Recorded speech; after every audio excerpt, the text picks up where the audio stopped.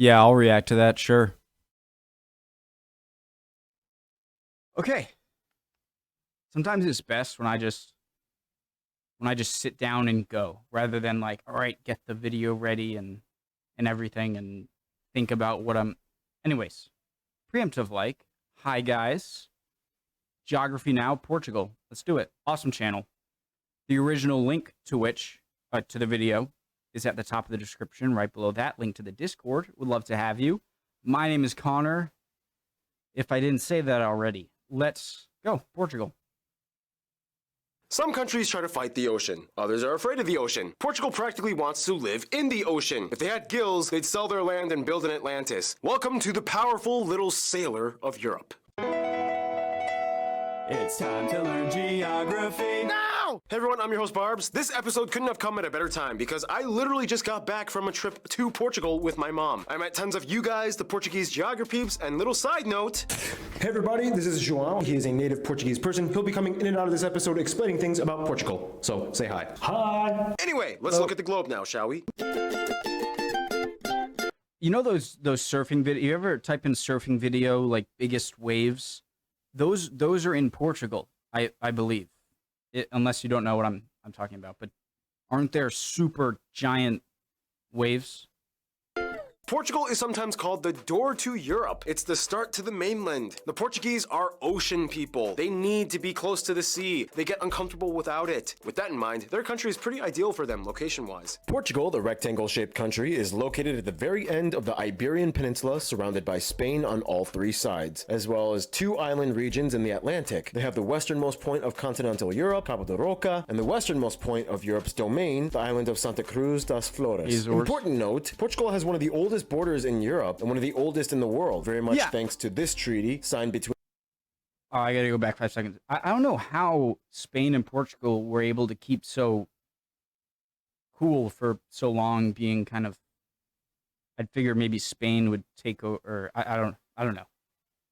Has one of the oldest borders in Europe and one of the oldest in the world, very much thanks to this treaty signed between these two kings back in 1297. The Spanish and Portuguese have always usually had amicable relations in regards to their states. The only kind of dispute they have is over the town of Olivença. This is not an official dispute, but most Portuguese believe that it kind of probably should be theirs because of history or something. Look it up. For what it's worth though, there's even a spot where you can zip line across this river from Portugal. Interesting sea. The sea right there? You know, Portuguese and Spanish are... I took Spanish in high school and middle school. I'm still not great at it. But there definitely wasn't a... There are definitely some big differences, right? But can you understand each other at all?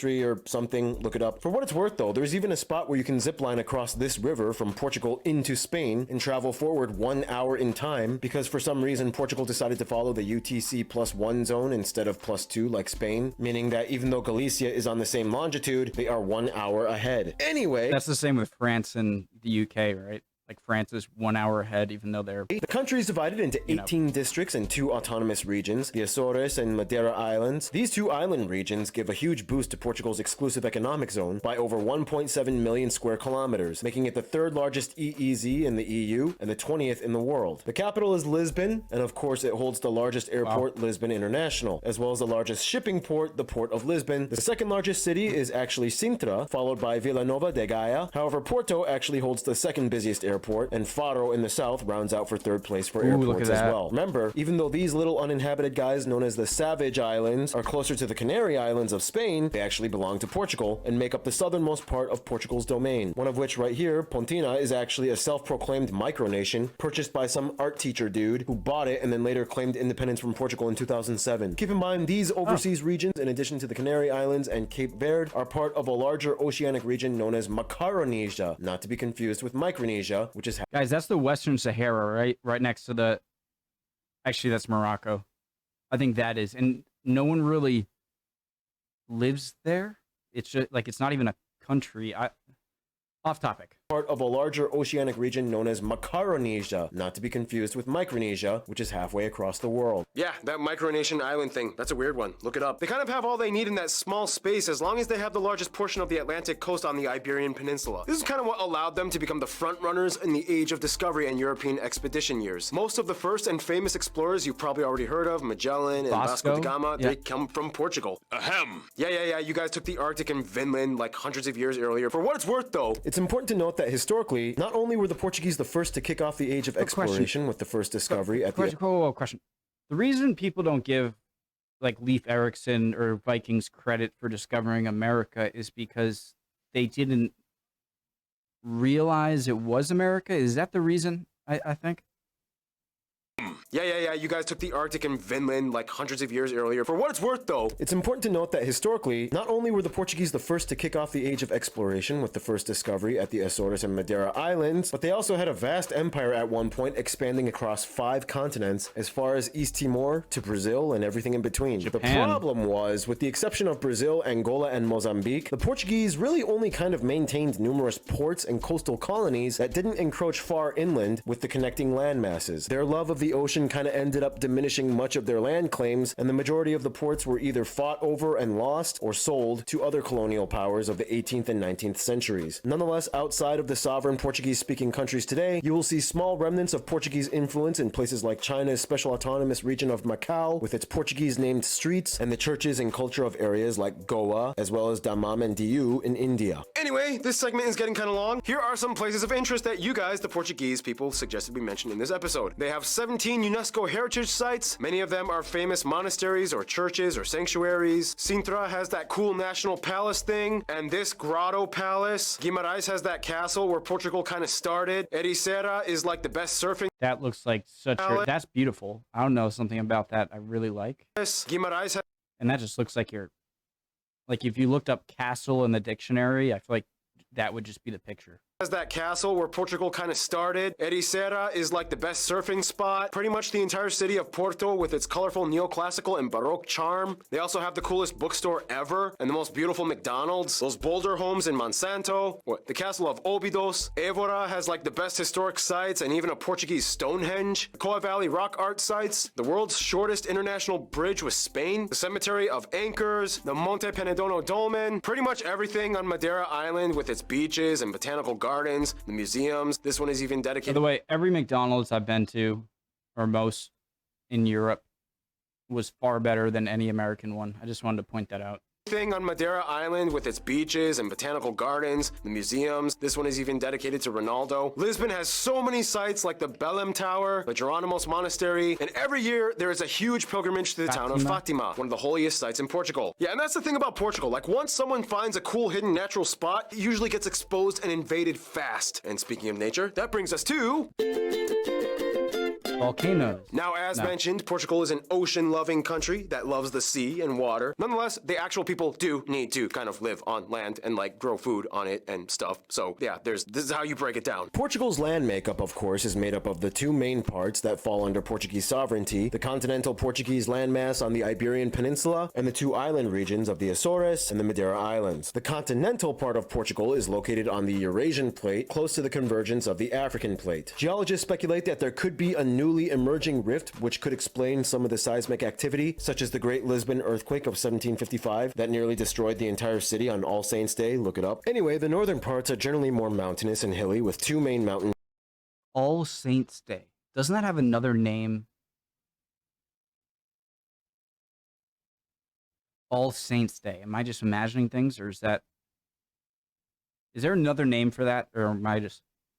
city on All Saints' Day. Look it up. Anyway, the northern parts are generally more mountainous and hilly, with 2 main mountain chains, the northern Meseta Mountains and the Serra da Estrela, which has Torre, the tallest point on the mainland. However, if we're talking about the tallest point in the entire country, that actually belongs to Mount Pico on Azores Island. Back to the mainland though, the country is shaped by 3 main rivers: the Douro in the north, the longest river of the country, the Tagus or Taj, and the Guadiana in the south, which feeds into the largest lake of the country, Lake Alqueva, which is actually a reservoir created by the Alqueva Dam. The south of the country, known as the southern Meseta, is generally flatter and lush with the Sado Basin fed by the Sado River. Skipping over to the island regions, the Azores and Madeira Islands are volcanic archipelagos, generally lush and green, and mild to warm year-round. Madeira actually has a UNESCO nature zone, the Laurisilva or Laurel Forests of the north side. For the Azores, they are kind of precariously positioned right at the triple junction of three tectonic plates, and the westernmost islands, Corvo and Flores, are...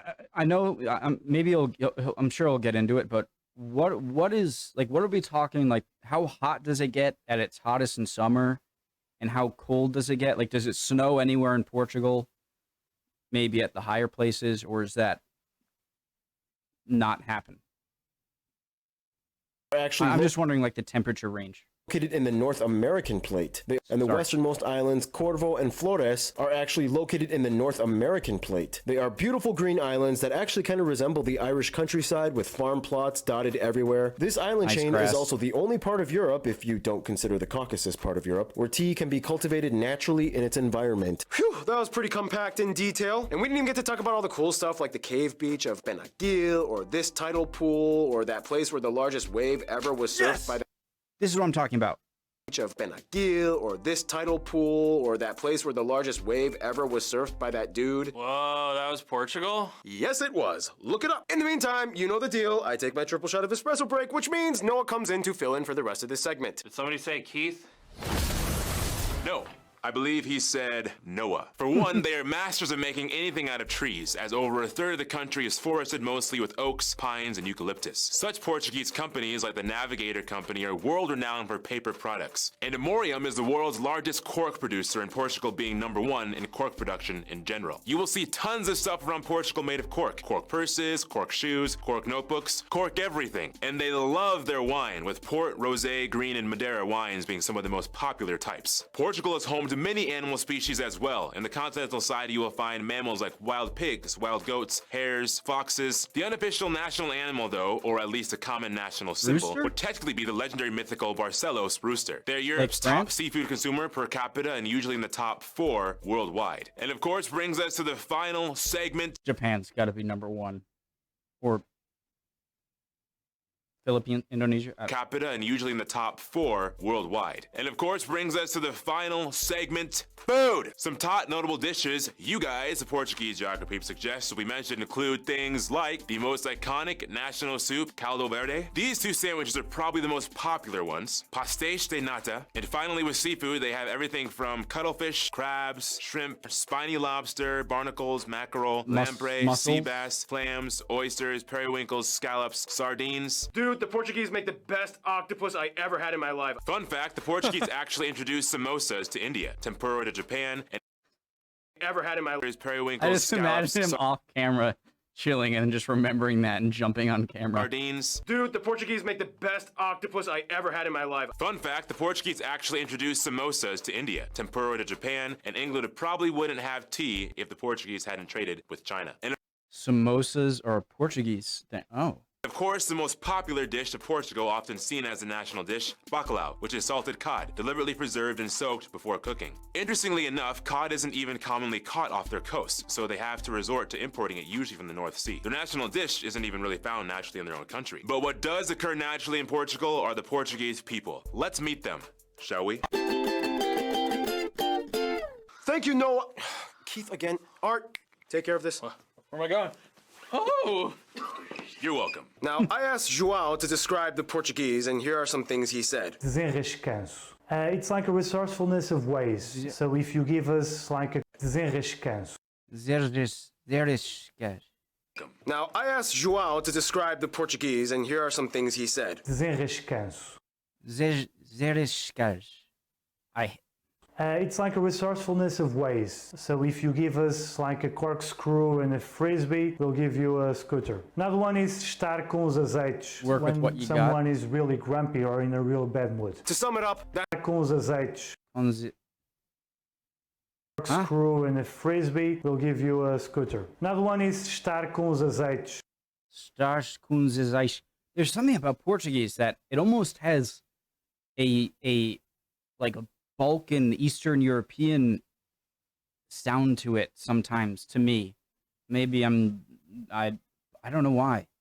when someone is really grumpy or in a real bad mood. To sum it up, that's the ideal Portuguese way. In any case, The country has about 10.5 million people, and they are one of the top aging populations in the world and has the highest emigration rate in the EU. The exact numbers are not always completely reliable, but many sources on average report that somewhere around 90 to 95% of the population identifies as Portuguese, but that term is very broad as there are many different types of Portuguese people that look totally different from the others. Some of them are blonde-haired and blue-eyed, and some are tan and olive and brunette. Either way, Portuguese. The remainder of the 5 to 10% of the population comes from all over the world, mostly Europe and former colonial states like Brazil, Angola, and Mozambique, and even a small Asian minority as well, mostly Macau Chinese, and India from That's the thing. The Brazil being as big as it is, you know, like the Pope or the Portuguese and Spanish, the line down the map so they can separate the New World into a Portuguese and Spanish section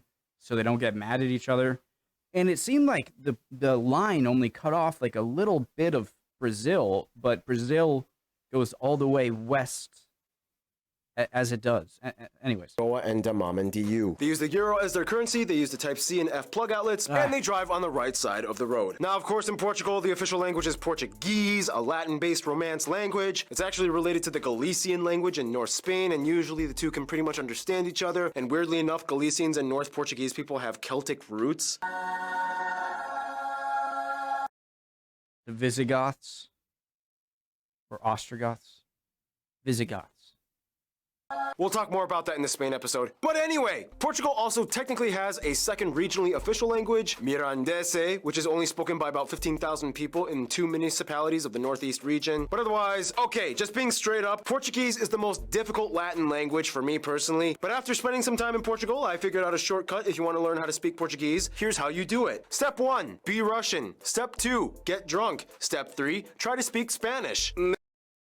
So I was kind of right. Meu nome é Paulo, eu gosto de pastiche de pilão. Calm down, this was a joke. Geography Now does not endorse underage drinking or alcoholism. And also, do not confuse the Portuguese with the Spanish. They hate that. Actually, when I met João, I had this conversation with him. Hey, João? Yes? When I go to Portugal, would it be okay if I spoke some Spanish just in case if I had a complete communication problem? Yeah, no, don't. Just don't. Trust me, you're better off just using English. So anyway, the Portuguese, as mentioned, have a lot of ocean history and Catholic roots. About 81% of the country identifying to varying degrees of devotion as Roman Catholic. The Portuguese aren't too quick to note that they did kind of start the Atlantic slave trade, although keep in mind the East African slave trade was actually started centuries prior by Arabs in the Indian Ocean. Moving on! Portuguese culture comes in many fascinating, vibrant forms of tradition and custom, and with that, here's Random Hannah to explain.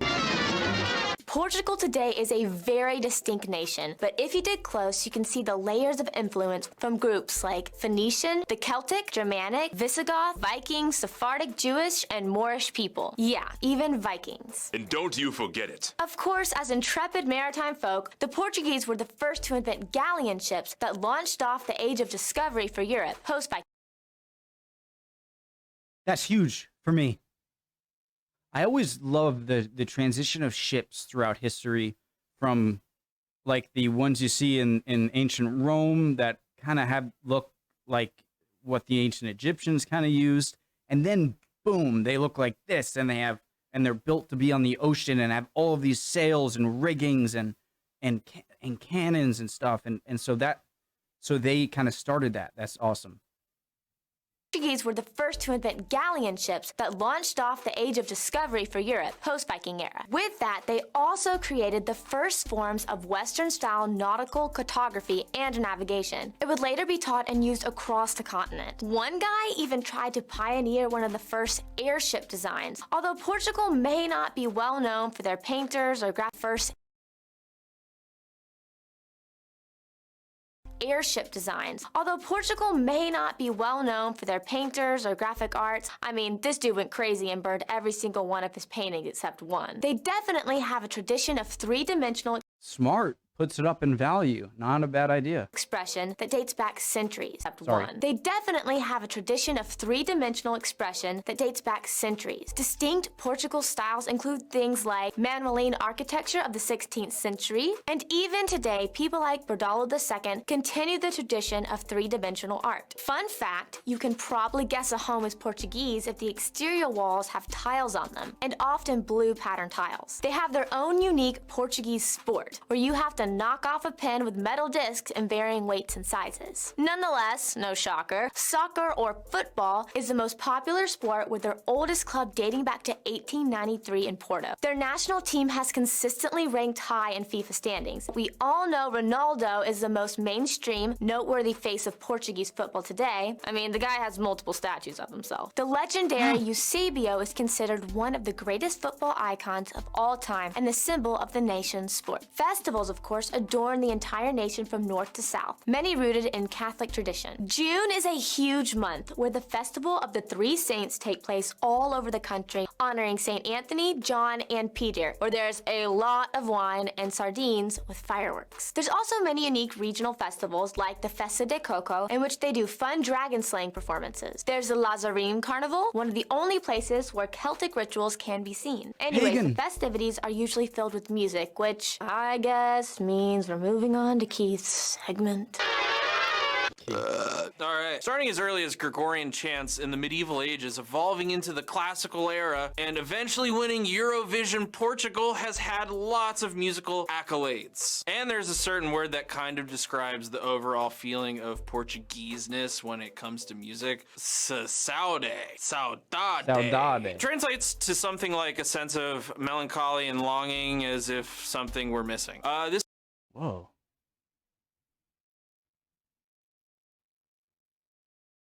That guitar,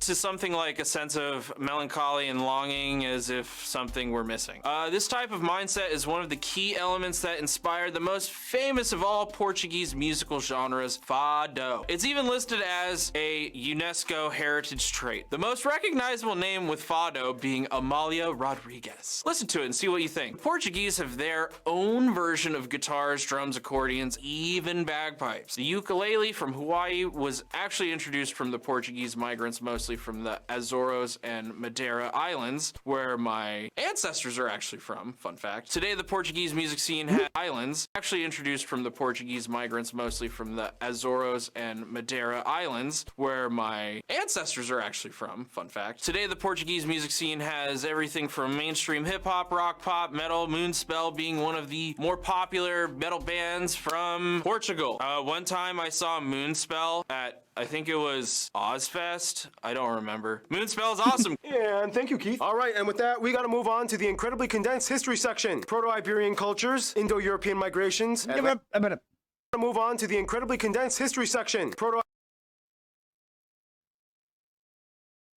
cultures, Indo-European. tin mines. Tin. I thought nobody knew where tin, or, okay.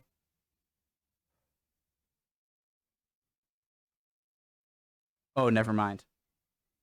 The sea people, I was going to say, but bronze, never mind. I was going to say end of the Bronze Age, but tin is, forget it.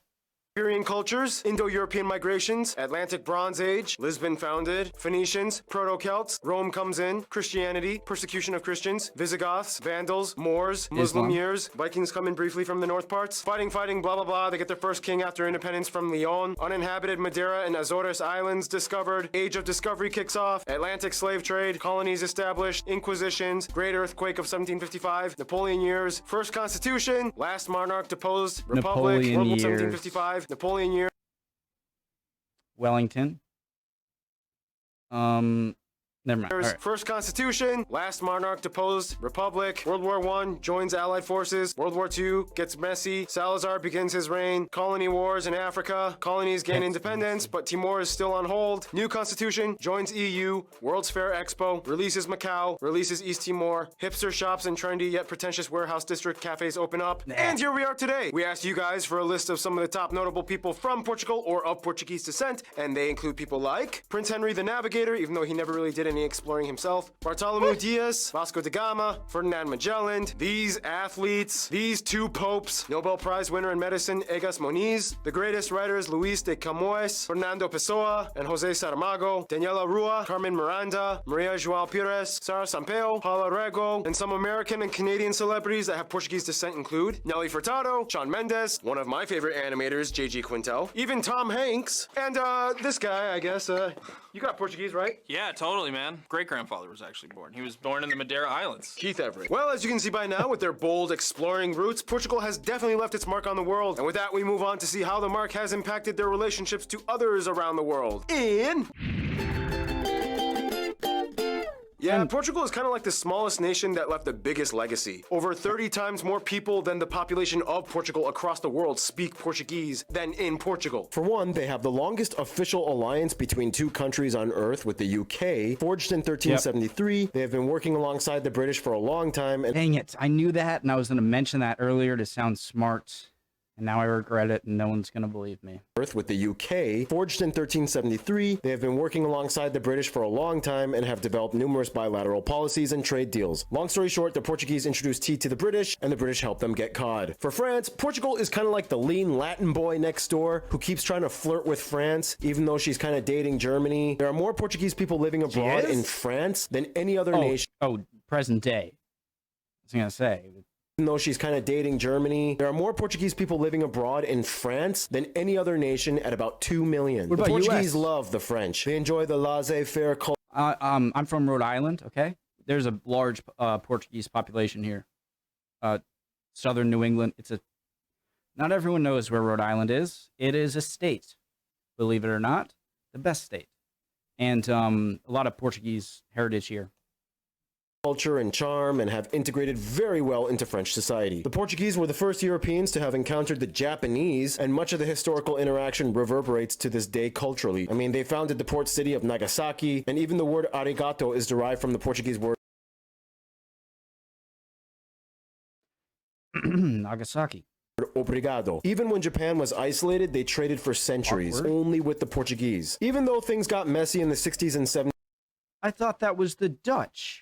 and even the word arigato is derived from the Portuguese word obrigado. Even when Japan was isolated, they traded for centuries, only with the Portuguese. Hold on. I'm not saying they're wrong, because I could be wrong. But I thought that was the Dutch who Japanese only did a little trade or whatever with, because the Dutch were like the least pushy on Christianity. And Japan really didn't like that. I could be wrong on a lot of this, but I could be right. Even though things got messy in the 60s and 70s, they still have close ties to their former colonies, especially Brazil, Angola, and to some extent Mozambique. Many of these people have recently moved in on separate migration waves, and today you can see many of them in major cities like Lisbon and Porto. Billions of dollars are traded with Angola annually, and Portugal even canceled Mozambique's remaining debts from independence to 2005 at nearly $400 million. Brazil is their biggest legacy. It's like the son they fed steroids and became a massive giant bodybuilder. Today, the Brazilian dialect of Portuguese is more widely taught and distributed in media than actual Portuguese, and even after independence, the two have shared a privileged family bond that will always have high favor towards the other.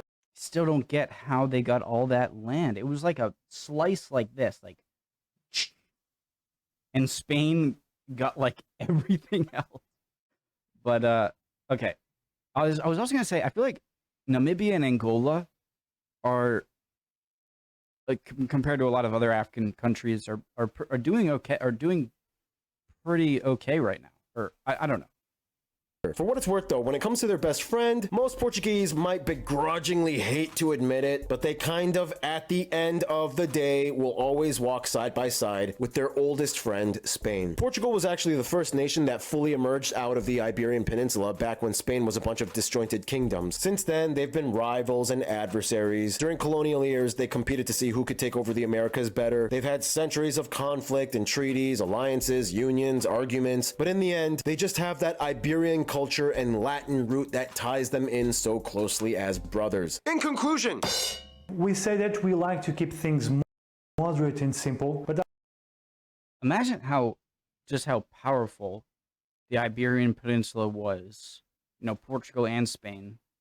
in, you know, before the British and French really, or the British especially with their navy.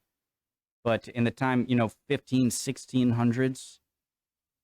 Sorry. Okay. Others. In conclusion, We say that we like to keep things moderate and simple, but our history is anything but moderate and simple. Our love of water kind of spilled over into a global empire phenomenon that even us probably didn't see coming. Today, the Portuguese legacy lives on. stay tuned. Gunther is coming up next. Hope y'all are doing well. Awesome as always. Geography Now is a great channel, and I learned a lot, and that was a really great video. I didn't expect anything less, honestly, and I got it. Awesome. I want to get back into more Geography Now videos with other countries, and I've done quite a bit. I've done Australia, India. I think I've done Japan, France, Germany, Netherlands, Sweden, like a lot of countries, and I'd like to continue because they're amazing videos. Yeah, awesome. Hope you guys are all doing well. Catch you guys next time. See ya. Bye.